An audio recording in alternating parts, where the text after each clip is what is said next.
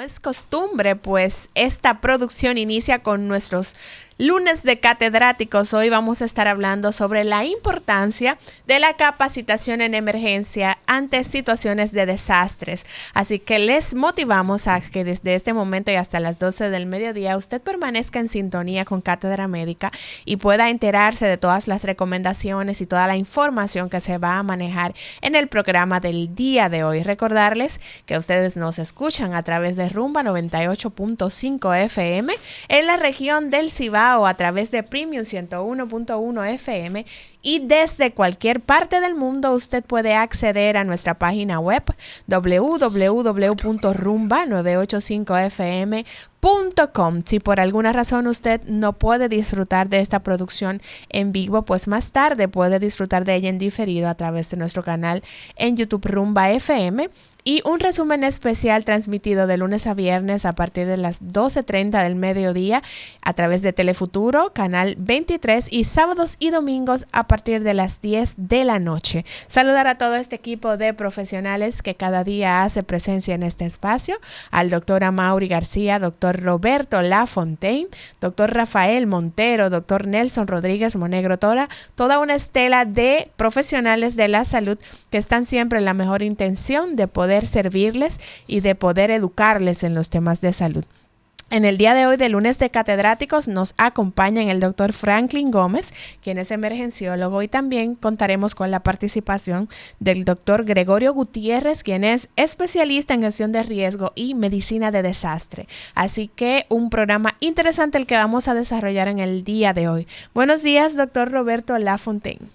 Buenos días, Lisania Salcedo, y siempre teniendo el gusto de a través de ti saludar a este gran panel que a diario se pone en contacto con esta población precisamente para tratar problemas de salud desde otra perspectiva. La visión de la salud desde otra perspectiva, y claro, a ese cuerpo técnico que se encarga de hacer ese contacto siempre. El tema de hoy es importantísimo porque los fenómenos no son desastres, los fenómenos son fenómenos y producen desastres precisamente por la manera de cómo nosotros estamos organizados en la sociedad. Entonces, ¿cómo prever, ¿verdad?, o cómo mitigar el impacto de estos fenómenos en los seres humanos, en la manera de cómo se organizan los seres humanos y por lo tanto que dañen su estado de salud?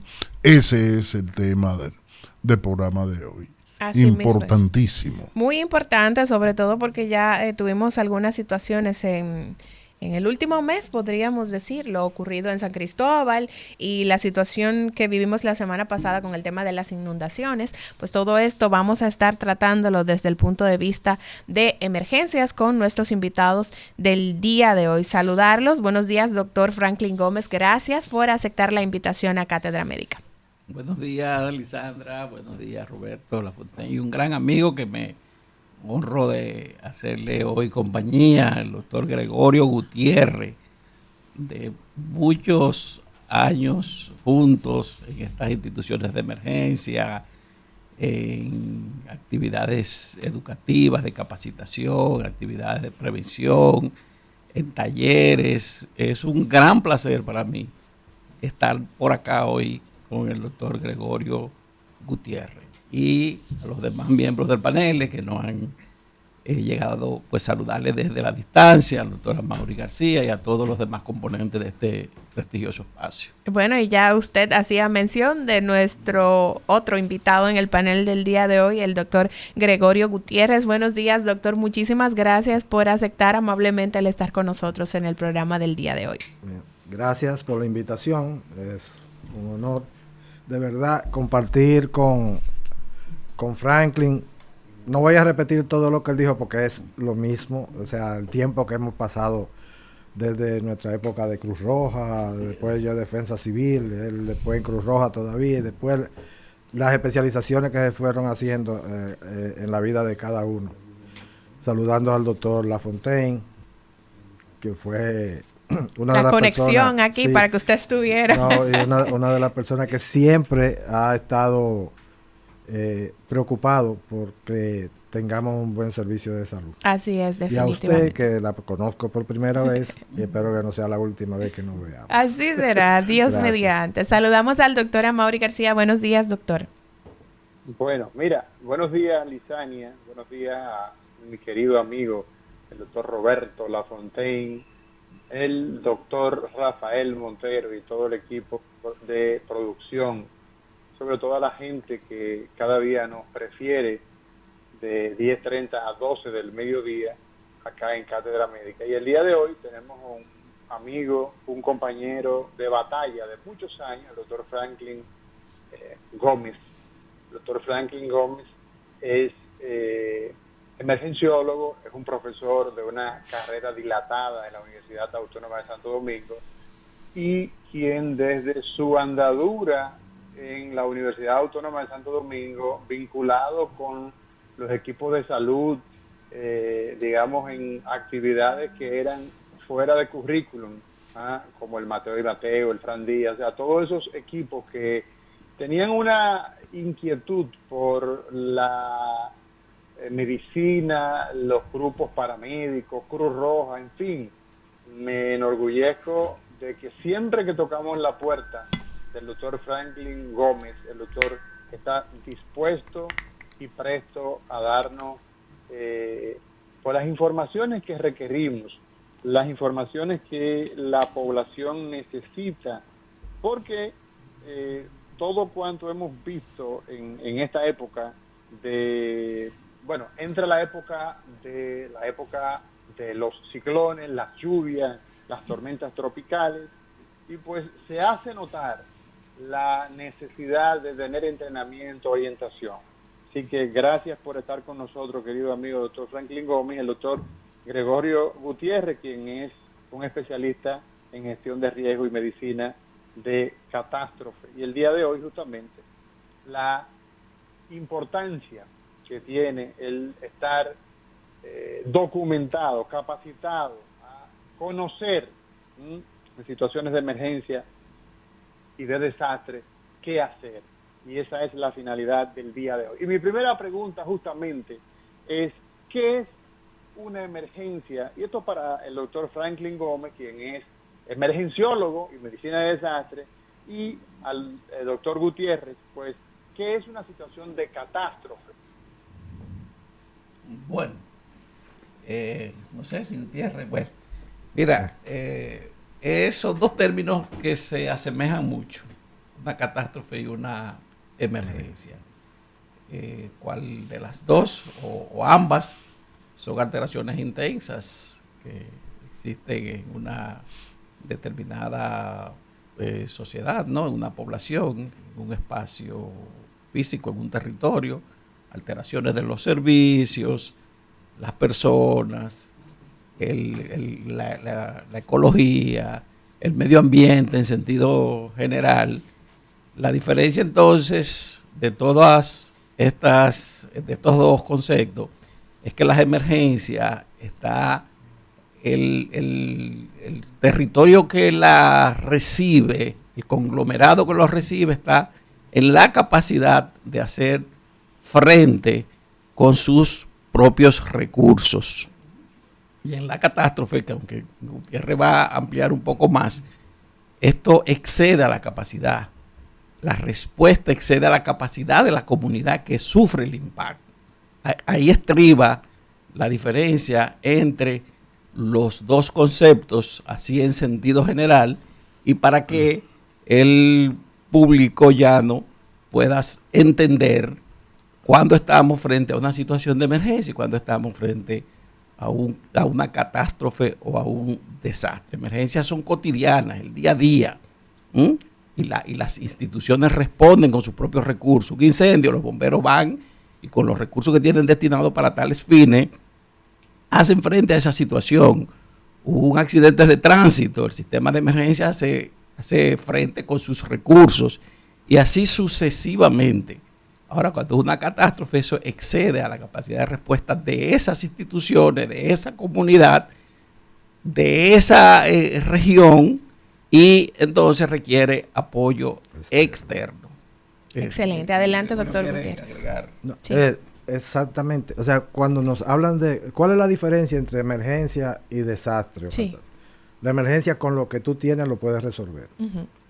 El desastre o la catástrofe, tú necesitas que te den apoyo, porque con lo que tú tienes no puedes resolver el problema. O sea, en palabras sencillas y llanas. Ejemplo, lo que Franklin acaba de decir, un accidente de vehículo, llega la policía, llega el 911 con el servicio de emergencia, llegan los bomberos y hay que hacer extracción y resuelven. Pero, por ejemplo, lo que pasó en San Cristóbal Sí. fue una catástrofe, un desastre. Hubo necesidad de traer bomberos de otras comunidades para darle apoyo al cuerpo de bomberos de San Cristóbal. Hubo que traer refuerzos de policía, militares y personal de instituciones de socorro para poder ayudar y resolver el problema. O sea, son para dos ejemplos recientes. Claro El que ahí huracán- está el ejemplo claro, que la gente puede entenderlo muchísimo mejor de Con- lo que ya ustedes han explicado. Con la tormenta Franklin. tocayo tuyo, Sí. Sí. Oye, Franklin, tú traes pero malos tenía recuerdos. calladito, que tenía su propia tormenta. Trajo agua, Sí. inundaciones, Ujú. pero cuando uno lo ve, tal vez no entra dentro de lo que es un desastre, porque los problemas que se pudieron evitar, se evitaron. Exacto. Ahogamiento, arrastre de la persona, lesiones severas. Lamentablemente hay pérdidas materiales, pero no está la pérdida de algo que no se recupera, que es la vida. Claro, claro, así es. Doctor O Lafontaine. sea que la centralidad de la definición está en el ser humano. En el entorno del ser humano, no. No, mira, donde está realmente, donde estriba la diferencia realmente es en la capacidad de respuesta que tenga la comunidad. De manera que es interesantísimo incrementar la capacidad de respuesta, porque lo que te vas a decir, si una situación se convierte en un desastre o se sigue manejando como una emergencia, es cómo responda la comunidad. Entonces, esa capacidad de respuesta de la comunidad es lo que etiqueta si es una emergencia o es un desastre. Ahí también tenemos lo que son los niveles de impacto, que son 4 niveles de impacto, y dependiendo del Pero, nivel de impacto. perdón, Franklin, antes Ajá. de entrar ahí, yo digo, en función de lo que dijo Gutiérrez, ¿de acuerdo? Y para que la gente comprenda, es lo que se toma en cuenta es al ser humano, no a su entorno. O sea, cuando estamos hablando de emergencia o desastre, es por lo que pueda producir en la salud del ser humano. No solo si en la la salud. comunidad puede evitar un problema, los problemas de salud Exacto. propios del ser humano, sería una emergencia. Ahora, si no, y se daña a la persona, la condición de salud de la persona, es un desastre. Sí, pero Pregunto. pero no solo de salud, sino también de los servicios, Y daños de los estructurales. sistemas, Ok. de la ecología, de los ecosistemas también. Todo esto va integrado Franklin. en la Sí, comunidad. Franklin. Ok. Ajá. Sí, nosotros tuvimos, hará unos 10 años, más o menos, tuvimos una situación con una de las plantas termonucleares. El mundo vivió el desastre que ocurrió en Japón, Fukushima. en la región de Fukushima, me parece que es el nombre, y tuvimos el desastre de Chernobyl. En este contexto, donde pues evidentemente aquí el riesgo radiológico va, sobre todo como tú decías, no solamente en el contexto humano, sino que también tenemos que las plantas, los peces, los árboles, o sea, todo el entorno también puede verse afectado. En estos dos ejemplos, ¿de qué estamos hablando? ¿Estamos hablando de una situación de emergencia o de una situación de catástrofe? Sí, son catástrofes a gran escala, de gran magnitud. Y eso es lo que lo define son los niveles de impacto. Un mismo evento, un mismo evento puede ser una emergencia para un determinado territorio y un desastre para otro.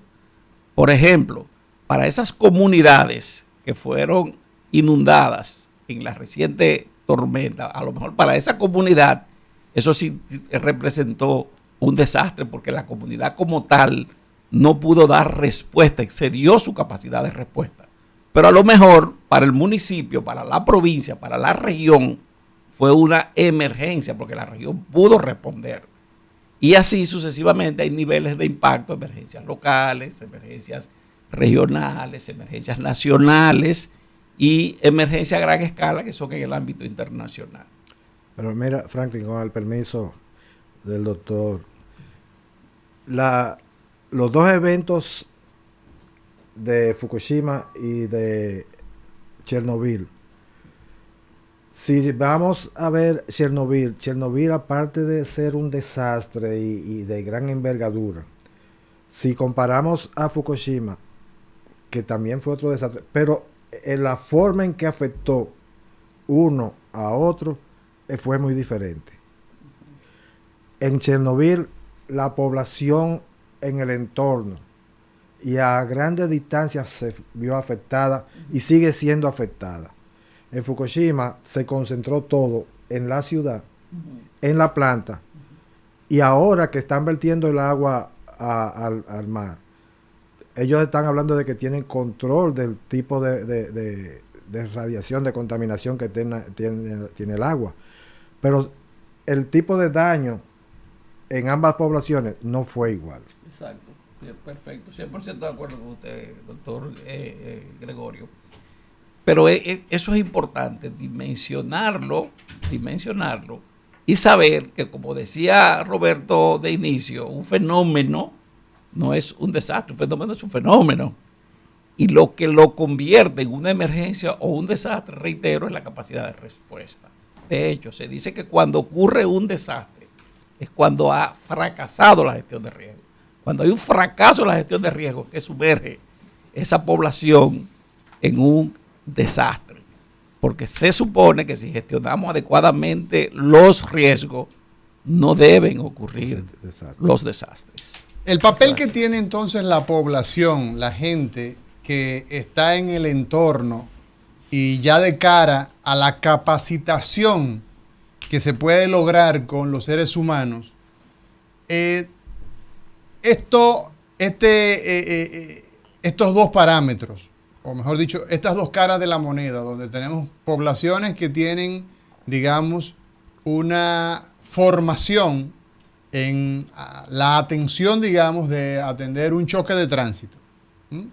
Choque de tránsito que ocurre en la República Dominicana cada minuto, cada hora, cada día, cada semana, cada mes, cada año tenemos una contabilidad exponencial. Entonces, esa formación del ser humano, de la gente, puede hacer cambiar el hecho de que una situación de emergencia se convierta en un desastre. Vamos a ver qué nos dicen ustedes con relación a esto. Y para las personas que están sintonizando en este momento, en el día de hoy nosotros tenemos la oportunidad de conversar con los doctores Franklin Gómez, quien es emergenciólogo, profesor de la Universidad Autónoma de Santo Domingo en emergencias y desastres, y el doctor Gregorio Gutiérrez, quien es especialista en gestión de riesgo y medicina de catástrofe. Mira lo que sucede. Siempre, y Franklin se acuerda de eso, de que nosotros estábamos en Cruz Roja.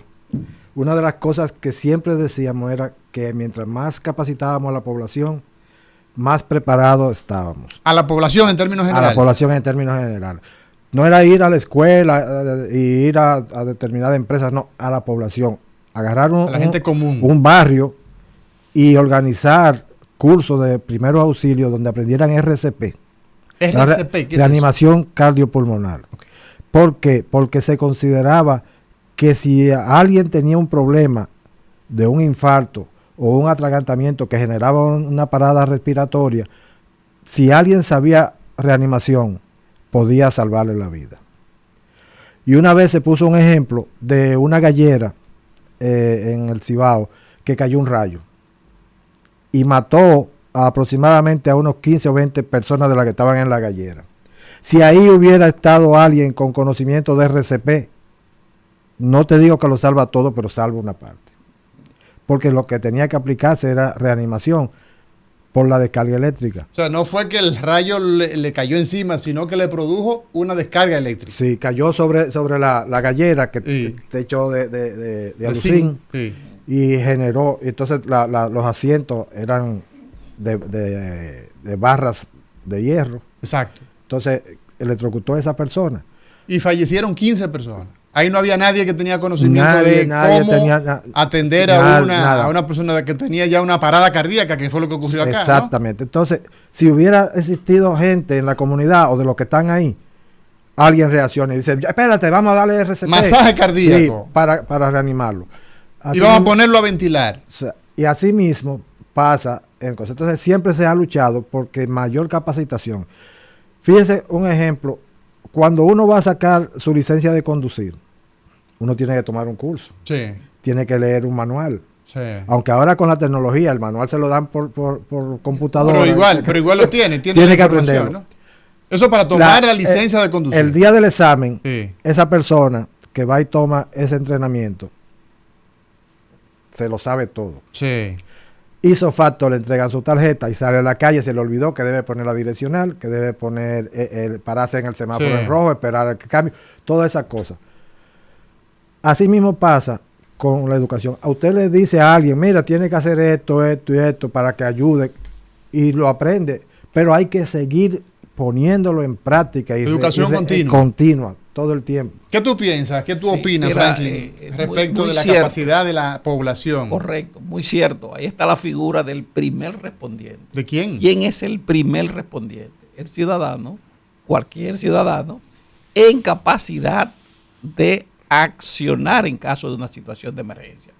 Un ciudadano que hay una emergencia y es capaz de La misma parar, gallera, por ejemplo, la misma situación de la gallera. Exacto, de dar reanimación cardiopulmonar. Hay que llamar al 911, definitivo, pero Independientemente de que hay que llamar, la primera respuesta la da la comunidad. ahí es donde vamos. Porque ahí es no donde vamos. importa Que llega. Escúchame, qué tan Franklin. tecnificado esté el sistema, Sí. necesita un primer respondiente, una persona que puede inclusive hasta activar el sistema. Exacto, ahí es donde voy. Vamos a ver. Tenemos la situación de la gallera, donde se produjo una descarga eléctrica a 15 personas o a más, pero esos fueron los que resultaron que fallecieron. El primer respondiente es el gallero que no resultó lesionado y que El puede espectador, entonces, fue el espectador, exacto. y que puede entonces colaborar en la mitigación de la situación, Correcto, en resolver correcto. la situación o ayudar. Correcto. Desde activar el sistema a través de una llamada, dar compresiones a quien así lo necesite, ¿Compresiones dónde? torácica, RCP, reanimación Eso es cardiopulmonar, para que el corazón- para que el corazón arranque de nuevo. Porque el corazón está parado ahí, ¿no? Está parado, a lo mejor una arritmia. Se lo necesita sea. que esa persona, que sea el primer respondiente, que esa persona que está en el lugar de los hechos, sea un licenciado, un doctor, un abogado, un ingeniero. que tenga conocimientos básicos de primeros auxilios, de reanimación cardiopulmonar y de manejo de control de sangrado, de inmovilización y traslado, de esos cursos básicos que son indispensables en un momento determinado para controlar daños. Controlar daños hasta que llegue el equipo de el 911, los técnicos de defensa civil, de Cruz Roja, de bomberos, y puedan darle continuidad a la atención. Pero ese primer respondiente, la vida de esas personas dependen de esa acción inmediata que ese primer respondiente, que es un ciudadano, Común y puede corriente. ejecutar, un ciudadano común y corriente. Un chofer de carro público, una ama de Cualquiera. casa, Oye, cualquier Una persona. maestra, en el Un- caso de los Un colegios. agricultor que Así esté mismo. en su campo sembrando y cae un rayo, o ocurre un infarto o alguien se cae de una mata y él está cerca y tiene los entrenamientos y los conocimientos, es el primer respondedor y es Exacto. el que va a solucionar el problema en lo que llega la ayuda. ¿Cuál es el Sin problema esa principal? persona no hay 911, no, No, hay no hay- médico no hay. que valga. Porque Es que, entonces, ¿quién lo llama? Exactamente. ¿Quién lo activa? Él lo mantiene con vida. aunque ¿Cómo se tenga mantiene fractura. con vida a una persona que resulta que de repente se desplomó? Y usted lo vio. ¿Qué es lo primero que se debe hacer? Hoy conversamos con el doctor Gutiérrez y el doctor Franklin Gómez, hablando de la importancia que tiene la capacitación en situaciones de catástrofe, en situaciones de emergencia. Bueno, ante ese escenario que usted plantea, doctora Mauri García, lo primero, y se lo decimos y nos lo decían a nosotros cuando éramos socorristas, está la seguridad de la escena, el autocontrol y la seguridad de la escena. Hay que estar en ambientes seguros. Si es un evento de tránsito, el que va a responder tiene que tomar en cuenta la seguridad, porque si no se va a convertir también en una víctima. Claro. Primero yo, segundo yo.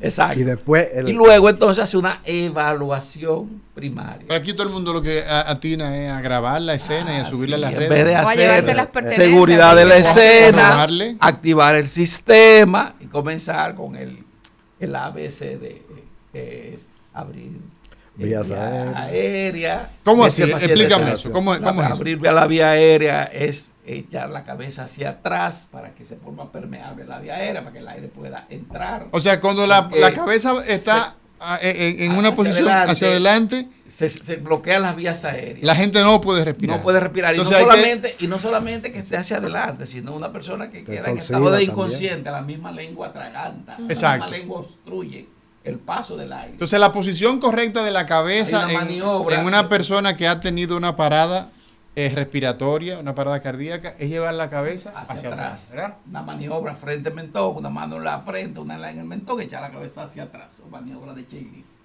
Esa es la A. La B es ver si está respirando. Y eso tú lo observas. Lo Sí, puedes lo observar. observa. Y si no lo observa bien, lo oye, porque Si pone el el tórax se oído está a la elevando, si nariz. está ventilando. ¿Cómo es Gutiérrez? ¿Qué es lo que hace? que si no lo puedes si ver. no lo observa bien el moverse el tórax, pega su oído de la nariz de la víctima y siente la salida de aire. Ok, y si eso no está ocurriendo, entonces Entonces sigue. evidentemente que ahí hay una parada respiratoria. Exactamente. Entonces ventila al paciente, le da ventilación o le da respiración, como se llama. Sí. Sí. Se pone un mecanismo de barrera, una pañoleta, un pañuelo, y le da La misma ventilación boca camisa, a boca, la misma exacto. camisa. Pones la camisa tuya Porque sobre lo la que hay- boca y exacto. quieres protegerte un poquito. Hay que llevarle aire a los pulmones ¿Con qué Entonces, frecuencia se debe hacer la ventilación? de 5 a 6 minutos. De 5 a 6 segundos. Una ventilación cada 5 a 6 segundos. Ok. Una ventilación, 1, 2, 3, 4, 5, 6. Otra ventilación, 1, 2, 3, 4, 5, 6. Y garantizar que cada vez que ventile, el tórax se eleve. Ok.